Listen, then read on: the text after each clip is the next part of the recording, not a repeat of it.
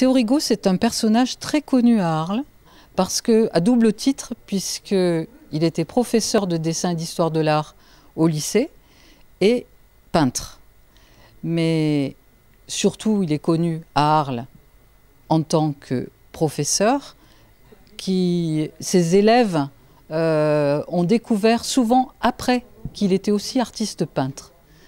Et maintenant, il y a beaucoup d'adhérents des amis de Théo Rigaud qui sont des anciens élèves de Théo Rigaud, parce qu'il a été très marquant dans sa vie de professeur. Son style très influencé par le cubisme et aussi par l'impressionnisme, mais un style très personnel puisque très coloré et très construit. Toute son inspiration, comme il connaissait très bien la peinture, toute son inspiration venait des peintres qu'il découvrait au fur et à mesure, et notamment le plus connu à Arles, Van Gogh, c'est une inspiration pour lui. Quelle technique utilisait-il? Pour les huiles, c'était au couteau, principalement, qu'il peignait.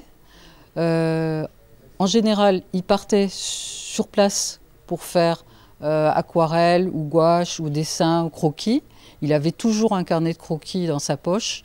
Et après, il revenait dans son atelier pour peindre des grandes toiles ou des plus petites, mais à l'huile et au couteau. Et pourquoi avoir créé une association autour du peintre? Une œuvre, il faut qu'elle vive. Si elle reste dans un placard, elle n'existe pas.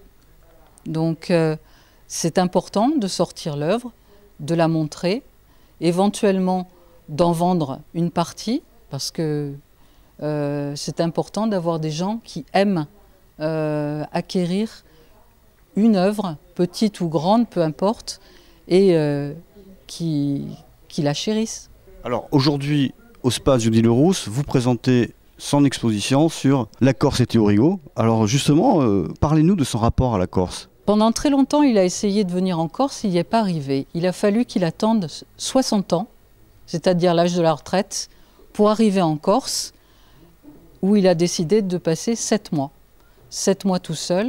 C'était une façon de couper avec son métier de professeur et de reprendre son métier d'artiste, sa passion, à plein temps. Donc il est resté 7 mois en Corse et il a circulé en voiture un peu partout. Il couchait même dans sa voiture souvent, quand c'était trop loin de Marignana, où il était basé. Aujourd'hui, qu'est-ce qu'on peut retrouver dans cette exposition sur la Corse? Beaucoup de couleurs, beaucoup d'émotions à travers des paysages, à travers des bateaux et aussi à travers des personnes qu'il a connues dans son village de Marignana, parce qu'il a été très bien entouré et adopté par ses voisins corses.